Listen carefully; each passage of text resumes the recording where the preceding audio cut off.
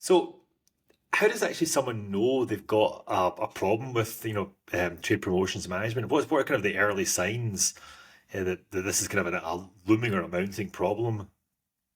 So, from what I've experienced or seen is that just like a health issue, people tend to ignore it at first. It's pushed under the rug, and the deductions start to pile up. It starts to age, and people are not reacting.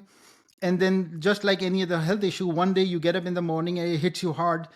Same way, one day the management team starts to ask very hard questions, and then the scramble starts. Unfortunately, by that time, like any other health problem, it's already too late, and it's very very hard once the deductions pile up to clear those deductions in a meaningful way, because even if you had a lot of money, you won't have enough trained resources to go in and dig deep and try to figure out those deductions. And the other problem is that even if you do have unlimited resources and an unlimited amount of money, and you're able to figure out that somebody has made an unauthorized deduction, the industry standard is that after 90 days or 120 days, if you don't challenge a deduction, it becomes permanent.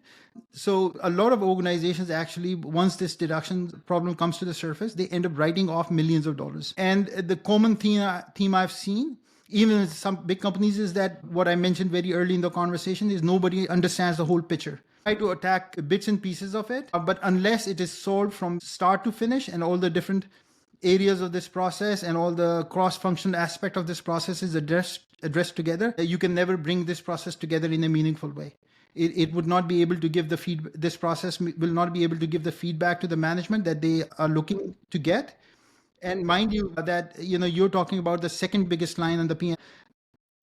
No, it's incredible. So, and again, it sounds very easy. We'll just find someone in the company who understands it and bring them in, get them to solve the problem. But if they had those people already, you probably wouldn't be in this problem in the first place.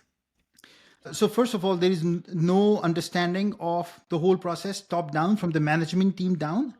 And even if you have individuals who know components of the process, because there is there is no management understanding on how it works, those individuals are typically get frustrated ultimately because they try to fix their area, but because this is a cross-functional process, and unless all the pieces of this process are kind of if working effectively will not solve the whole problem, so people get frustrated. So it's a cross-functional effort. I can't emphasize enough that it needs a strong management sponsorship, and it needs the cross-functional teams to come together, and then this process would work.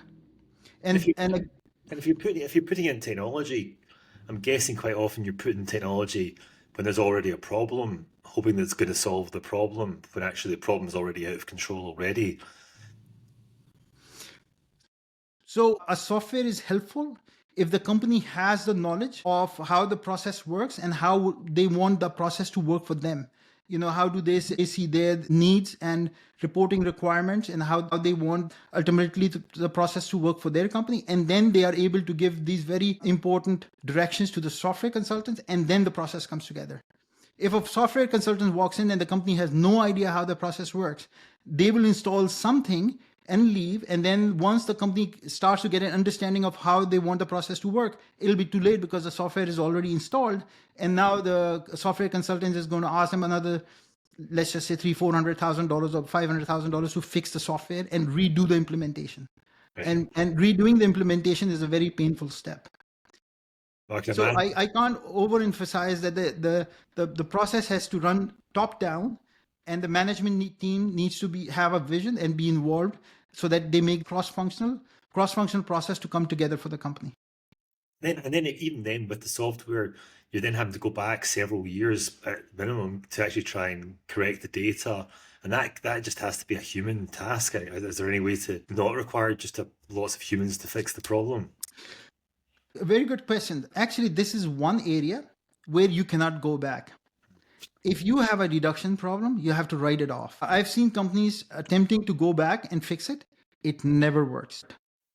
So you are better off writing it off and moving on and start tackling with the current deductions coming in, so that you're able to, if you have the resources and the focus, you're able to analyze them and see whether they're valid or not. And those that are invalid, you can start pushing back to the retailers, or you can, if you find that a salesperson was not authorized to offer that deduction, you can start monitoring your sales team. So it only successfully works going forward. Going back and trying to resolve it yields no results.